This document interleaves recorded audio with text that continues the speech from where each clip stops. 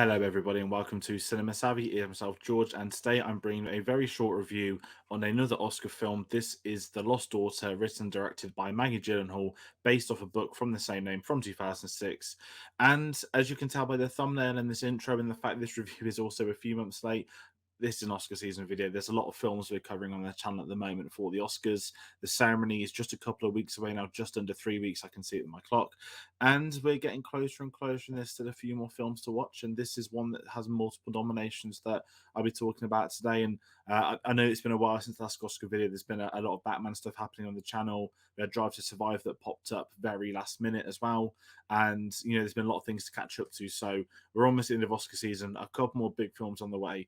And it's not hard to guess which one is going to be the next review after this, given it was meant to come out last week. But before I get into it, as always, I want to hear your thoughts on The Lost Daughter. Please do comment along. Did you enjoy this film? Did you dislike this film? Things you liked, things you didn't like? And also, what award do you think it might win? Could it win anything? Some of the questions I'll be going over tonight when I talk about this video. And if you are new to the channel, if you don't know what we do, of course, we're a film channel, a lot of reviews and stuff on the way. If you're big on the Oscar season stuff, we tend to announce them on social medias what videos are coming next. That's Twitter at cinema_savvy, Facebook and letterboxd.com/cinemasavvy, linked to TeePublic in that description as well. But as I said, we are here talking The Lost Daughter.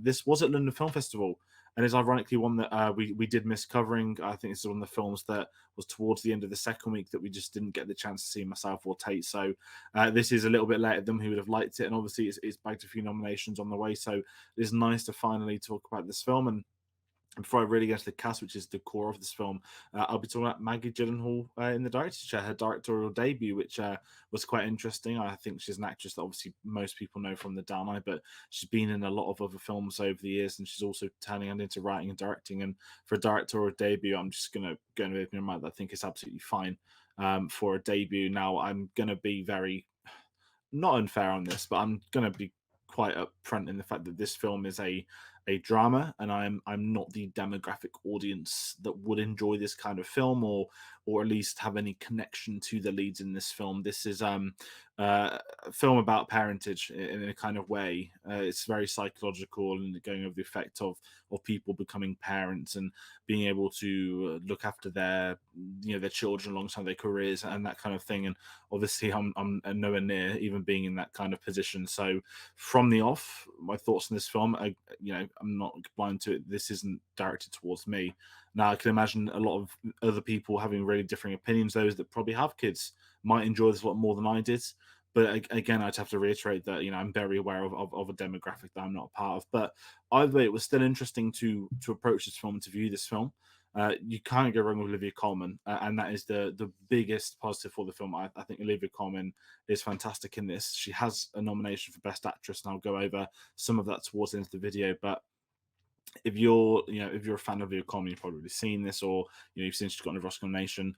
I can kind of see why. If you're looking for this sweet, innocent actress that we all love and adore over here in the UK, and she's been tearing up in America the last few years. I think she's already won an Oscar, and everyone seems to really enjoy her. She's kind of becoming the British Meryl Streep, which is something that I think she's massively not underrated. She's not overrated, but everyone's now starting to see that quality in her performances in the film she's choosing to be in.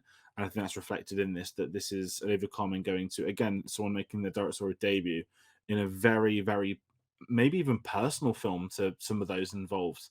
Obviously, again, it is about parentage, and it's quite fascinating reading into that dynamic with it, because as I said, I don't have that connection to it. I'm able to take a different approach to this film, and you're able to see the sort of the wear and tear that it has on this individual. And with the film split in two narratives, which I think is a really important thing. Olivia Colman is obviously playing the main character in the present timeline, and Jessie Buckley plays her in the past when she's got her daughters that she's looking after, she's seeing grow up. And it's a really interesting idea for a film. I think it's not something I've really seen explored. And when I do think of films that maybe cover parentage, Boyhood's always been the really obvious one. That's very different. That was shot over 13 years, and we literally see the entire cast grow up. But that was a film I watched where you could really see the effect of parents on the children, vice versa. And it was really fascinating insight going back all those years to that. Whereas this film, it's really interesting that it never grabs me in that way. There's this enigma to Olivia Colman's character, and that's where I kind of feel the film feels not very enigmatic, but by mysteriously having her be the mother of these daughters that we're not going to see, that we're not going to be involved with, it leaves you very little imagination. Did they die? Did they fall out? Does she not bother with them? And I think after 30 minutes, it's quite obvious to see where that's going. Not that I have a major issue with that. It's more I'm intrigued seeing what's going to unlock her, what's going to make her get back in contact with them, which is what this film does do. And as I said, Olivia Colman is superb in that respect, that she does the best of what she's got. I think it's a solid screenplay. I think it's well directed. It's just not the kind of film for me. But the maybe the best thing in this film is Jessie Buckley. Now, this is an actress that I've not actually seen in that many things. I know she's got a lot of fans. I know that she has an Oscar nomination for this. She's in a lot of theatre work. I think she's currently on theatre as well with Eddie Redmayne in London. And we get to see her really, I think, have the not the meatiest role of the film, but we're getting to see the wear and tear of children directly on Jessie Buckley's performance. She's somebody trying to have a career whilst looking after their kids. She's going through a failing marriage or a partnership, and we're seeing the issues they have with that. And I think the moments we get from Jessie Buckley absolutely steals this film without a shadow of a doubt. I think she's the best thing in this film. I think it's the most interesting aspect of it, and it kind of works and wonders that if Jessie Buckley's role doesn't work, if you're not understanding the issues that the mother's having when she's younger, you're not going to get Olivia Colman's character downline, or it'd feel unearned. We get to see how much she is struggling in this, and it's both a physical performance more so than anything. I feel it's the little nuances that make it really work, and that's what kind of feel Jessie Buckley. And Dakota Johnson's also in this, who the way this one was marketed was that Dakota Johnson was almost the big name from it, that everyone was talking about Dakota Johnson, which I think is unfair. She has a smaller role than both of the others. She's absolutely fine in this film. There's not much to her character, if I'm being absolutely honest.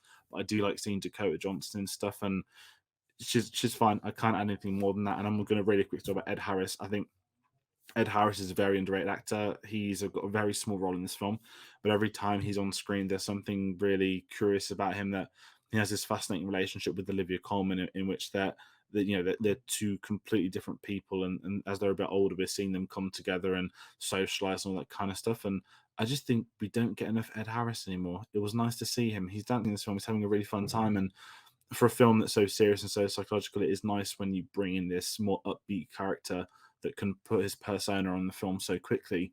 I don't think Ed Harris should have been nominated for a supporting actor. I know he hasn't anyway, but as I said, it's nice to see him in this. But I keep talking about Oscar nominations. This is the main reason this review has been done so many months after it's come out. And it's got three of them: one big one, Best Actress Olivia Colman, Supporting Actress Jessie Buckley, and Best Adapted Screenplay. Now, obviously, I want to hear from you guys as well in the comments as well. I don't think this is going to win anything. I'm being really polite. I think the only acting one I fully agree with is actually Jessie Buckley. I'm not dissing on Olivia Colman. I didn't see this as an Oscar-worthy performance. It makes me sound horrible to say that out loud, but I think Jessie Buckley's so good in this film that you can see her really being a level above the rest. And I just never got that from Olivia Colman, if I'm being absolutely honest, which is a shame. But again, it's not a bad performance by any means. It's just I don't think it's at the quality of some of the others from Oscar season this year. And especially we've got Kristen Stewart from Spencer as well, which I think at the moment is still the best one I've seen. And it's going to be really interesting to see how it warms up, because we've got the BAFTAs coming this Sunday as well. It's going to be maybe an inkling, a very different award this year, but I might be wrong. I don't think she got a BAFTA nomination, which is even more surprising given it's Olivia Colman. I could be wrong. I'll need to check that after this goes up. And obviously, please someone comment if I am wrong as well. I don't mind that. But the other ones, as I said, Best Supporting Actress is an interesting one. I think Ariana DeBose has absolutely locked down. It's a shame. I think Jessie Buckley is very, very good. And again, as someone that hasn't seen what she's doing, I was very excited to read after that she's going to be in the new Alex Garland film. Alex Garland is one of by far the most interesting directors working today, and I'm very, very excited to see that. I know that she's done a lot of other films that I've not seen, and as I said, I know she's on theatre at the moment, and a talent that I think could very much be a big name in the next couple of years. It's going to be really interesting seeing what projects do come after. But as I said, a new Alex Garland film is one I'm 100% here for. And in regards to adapted screenplay, I can't see that as well. If I'm being honest, I'd be very, very, very shocked more than anything else if that was to beat Dune, let alone some of the other ones in there. So that's how I feel with Oscars chances. Maybe a bit negative, maybe a bit even too quick, but this has 3 nominations. But this is, again, one of those films, and I've got to say, this is Netflix as well, giving a new director an opportunity to write and direct a film, putting on a platform. We know how few female directors there are working today, and I think for Maggie Gyllenhaal to come in on her directorial debut. It's an absolute solid directorial debut. I'm very interested to see what she would want to do next, what projects she would want to work with as well.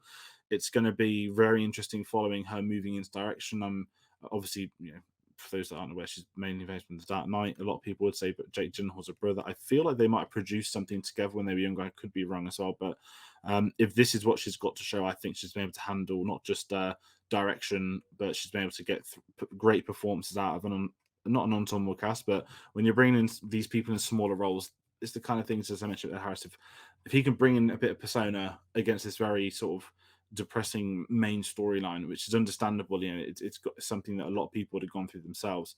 It's really interesting to then see what other things she could do down the line, what other drama she'd want to do at any of the books. So a massive plus for Maggie Gyllenhaal in this, and I was very surprised again. Not that I never associated with directing, I just was honestly surprised when I first heard about a year ago it's just moving into directing, and maybe I shouldn't have been surprised. I think there's a lot of talent in there, and I'm excited to see what does come next from her. So if I'm going to sort of politely head over into my final thoughts on this film, I thought it was absolutely fine. Again, it's not, I'm not the demographic that's going to have that emotional connection to it as much as any of the people, likely as their parents as well. And I know that that's just, not a disadvantage as such. I still thought it was fine, but I can imagine a lot of the people that have been maybe really touched or can see some of their persona reflected in this film, they might have had very different circumstances upon watching. So maybe when I'm older, who knows, other people down the line, it's one of those films I think that people might speak about for a few years, or it might go into that Oscar oblivion for a few years, but it's got its fans, and I think rightfully it's had its fans. It's solid, and that's the best I can do. Would I recommend you to go watch this film over a lot of other films out right now? Probably not, if I'm being absolutely honest. Even this Oscar season, it's not a best film nominee. It's got a couple of other awards, but this isn't a film I can look at and say, well, it should have been nominated for X, Y, and Z more. I think the nominations it got, it's a very I should be very happy with the nominations it did get, compared to some films where you could argue there's a lot of failure from the Academy in that respect. So yeah, that's going to wrap up my very short, quick review on The Lost Daughter. Please do comment on your thoughts again if you have seen this. If you haven't seen this, I'm very curious to know. If you're going through the Oscar films and the build up to the ceremony, I'm intrigued at what you think. But please do hit that like button. Please do subscribe. We've got a lot more Oscar videos coming on the way.